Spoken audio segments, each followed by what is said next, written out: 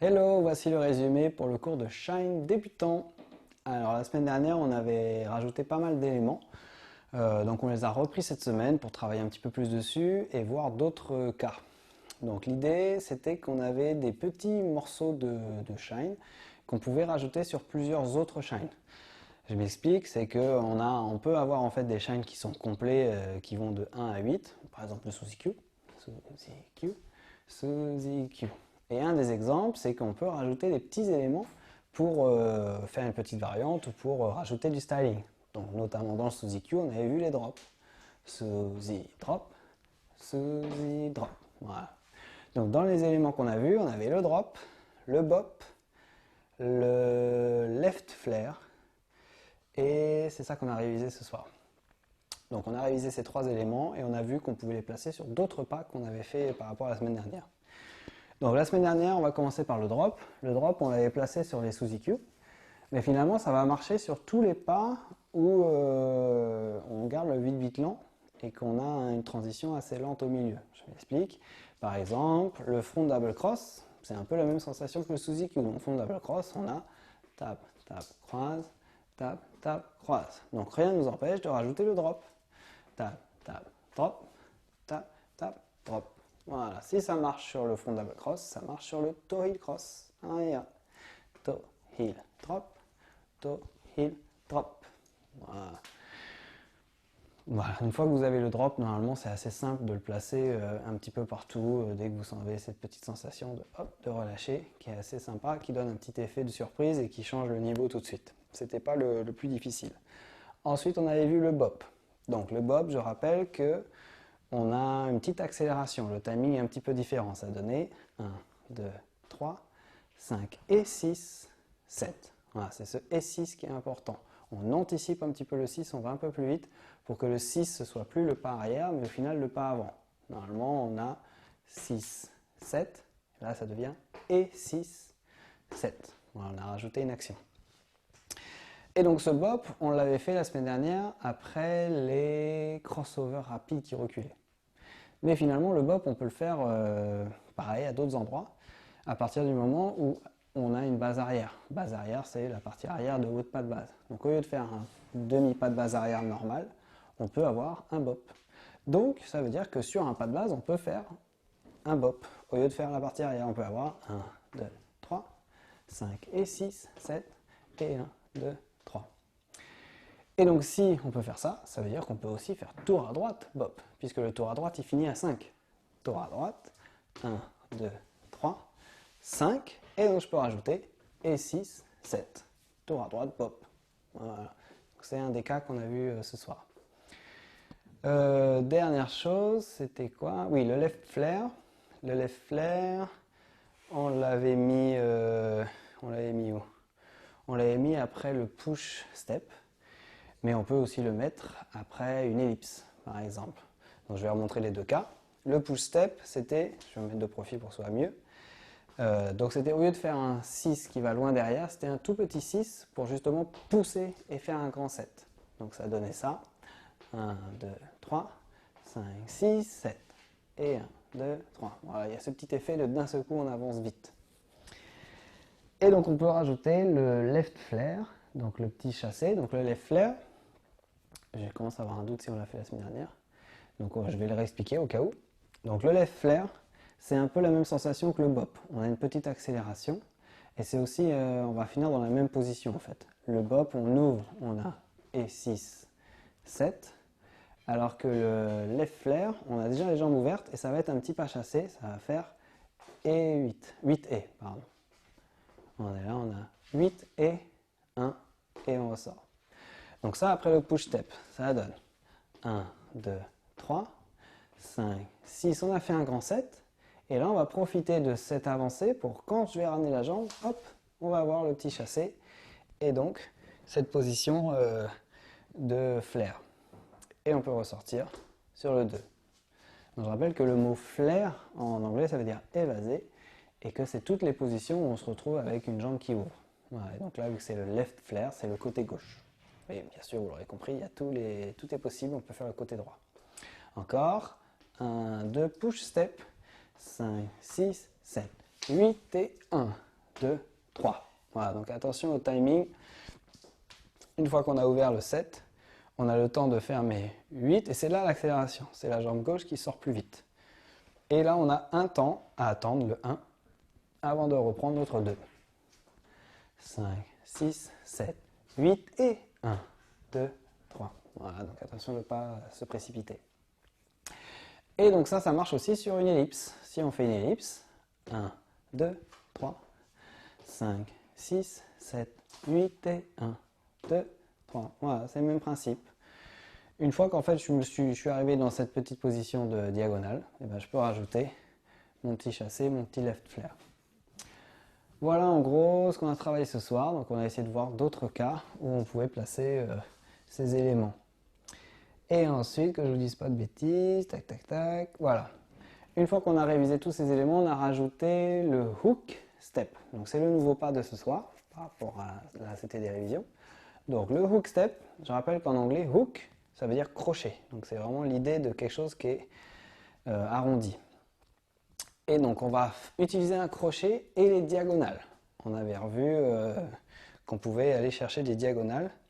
Donc on va crocheter avec le pied droit pour aller voir la diagonale à gauche. Le pied droit il va crocheter l'autre jambe et ça nous a mis de profil vers la diagonale. Ensuite on va aller marquer notre 2 dans la diagonale et avec le 3 on revient face à notre départ. Et on peut faire la même chose en symétrie de l'autre côté où on a notre crochet. On va chercher la diagonale et on revient. Ça donne 1, 2, 3, 5, 6, 7. Donc vous voyez que de là, de cette diagonale, le crochet il sert à se retrouver dans l'autre diagonale. 2, 3, 5, 6, 7. Mais là pour l'instant on garde le vite, vite, lent.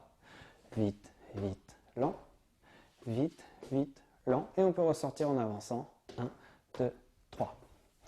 Petit détail qu'on avait vu, c'est que le 2 et le 6, ils fléchissent pour repartir. Il y a comme un rebond pour donner de l'énergie, surtout si la musique elle va vite, pour aller de l'autre côté. Ça veut dire que là, 1, 2, 3, je pousse. 5, 6, 7. C'est un peu comme si je faisais coucou, reviens. 5, coucou, reviens. 1, 2, 3. Voilà, c'est assez dynamique quand même le retour. Donc on utilise bien la force des jambes. Et donc pourquoi j'ai rajouté le hook step aujourd'hui? C'est parce que le hook step va nous permettre d'intégrer le bop. On va pouvoir avoir un hook bop. Et oui, parce que une fois que j'ai fait mon crochet ici, eh ben, je vais pouvoir faire mon bop. Au lieu de faire juste 2, 3, je vais pouvoir faire et 2. Et je me retrouve dans la position bop. 3, même chose de ce côté-là. 5 et 6, 7. Donc je vais faire de profil pour que vous voyez bien les positions. 1 et 2, 3. 5 et 6, 7. 1 et 2, 3, 5 et 6. Et donc je rappelle que vous voyez mon buste il reste bien en face. Attention de ne pas vous laisser emporter par l'élan. C'est que les jambes qui bougent, le buste il reste au-dessus. Et donc il y a cette petite accélération pour faire le petit pointé. Tac.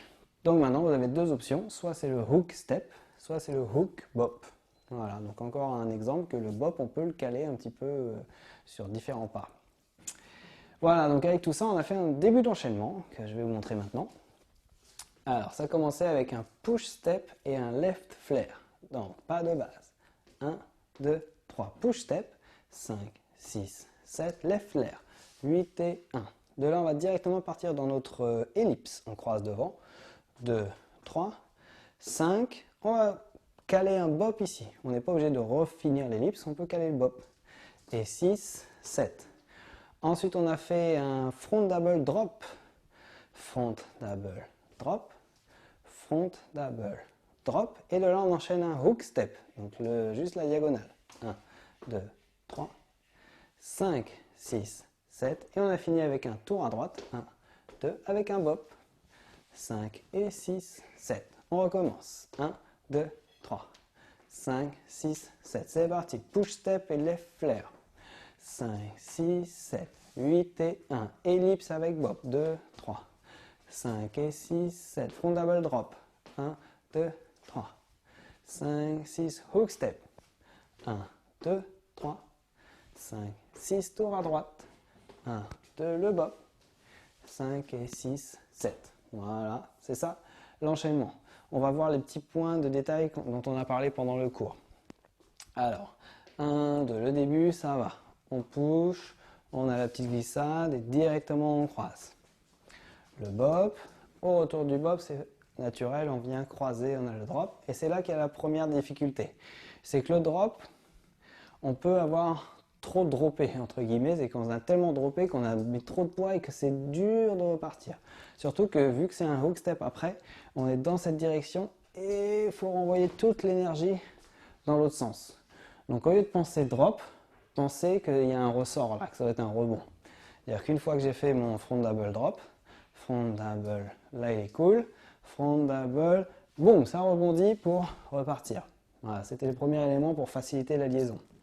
Ici c'est pareil, on a l'impression que c'est lent, mais finalement ce 2 là, il ne faut pas le faire droit. Il faut bien le faire fléchi, repart, comme on a dit tout à l'heure, fléchi, repart. Et toum, fléchi, repart. L'énergie, on doit trouver vraiment le vite lent.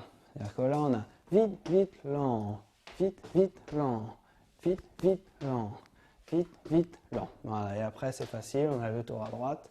Et en fait on continue la rotation jusqu'à avoir notre bop. Allez, on essaye en musique. Je vais les faire un par un et après on essaie de tout enchaîner.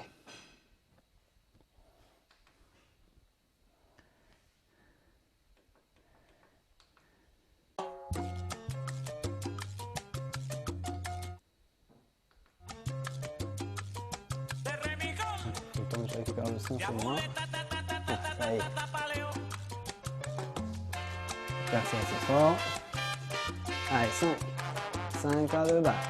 1, 2, 6, 7. 1, 2. Donc le premier, push step, left flare et pas de base. 1, 2. Allez, go. 1, 2. 5, 6, 7, 8 et 1, 2. Encore. Et go. 5, 6, 7, 8 et 1, 2. Encore. Et 1, 2. 5, 6, 7, 8 et 1, 2.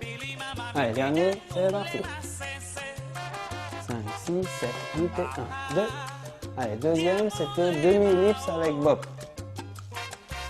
1, 2, on y va, croise ellipse. 1, 2, bop. 1, 2, go, croise. 1, 2, 5 et 6, 7. 1, 2, go. 1, 2, oh, trompé. 1, 2, encore, c'est parti. 1, 2, 5 et 6, 7. Allez, le troisième, c'était le front double drop. Et on va l'enchaîner avec le hook step. 1, 2, front double drop. Tap, tap, drop. Et attention, rebond. Boum. 1, 2, 5 pas de base. 1, 2. Donc voilà, vous endormez pas sur le deuxième drop. On rebondit pour partir dans le hook step. Allez, c'est parti, front double drop. Tac, tac, drop. Tac, tac, rebondit. 1, 2, 5, 6. 1, 2. Encore, go. Tac, tac, drop. Tac, tac, et 1, 2. 1, 2. Allez, dernière partie, le tour à droite avec le bop. C'est parti. Et 1, 2, 5 et 6. 1, 2, go. Et 1, 2, 5 et 6. Dernier, et... Ok, allez, on essaie de tout coller. Ça a commencé, push step, left flare. Allez, c'est parti, on y va. 5, 6, 7. Demi-ellipse bop. Front double drop. Hook step. Tour à droite, bop. 1, 2. Allez, c'est parti. Push step, left flare. Et 6, 7, 8 et 1, 2, 3. Et 6, 7. Front double drop. Hook step. Tour à droite. 1, 2, le bop. 1, 2. Allez, dernière fois. C'est parti. Et go. 5, 6, 7, 8 et 1, 2. 6, 7. 1, 2. 6, 7. 1, 2. Ouais, j'ai oublié les drops. 2. Allez, on essaie ça avec le timing garçon. 1, 2. Allez, le dos en arrière. Allez, go, touche tête. Et 1, 2, 3, 4, 5, 6, 7. 1, 2, 3, 5, 6, 7. 1, 2, 3, 5, 6, 7. 1, 2, 5, 6. 1 et 2. 6, 7. Allez, encore. Timing garçon, c'est parti. 1, 2, 3, 4, 5, 6, 7. 1 et 2, 3, 5, 6, 7. 1, 2, 3, 6, 7. 1, 2, 6, 7. Allez, dernière fois. Même pas si on va avoir le temps. Go. Non, on n'aura pas le temps. Ça s'arrête là.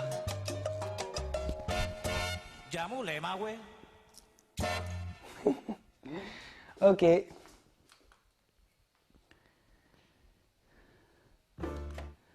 Allez, c'est tout pour ce soir. Bon courage pour les révisions et à jeudi prochain pour la suite. Ciao, ciao!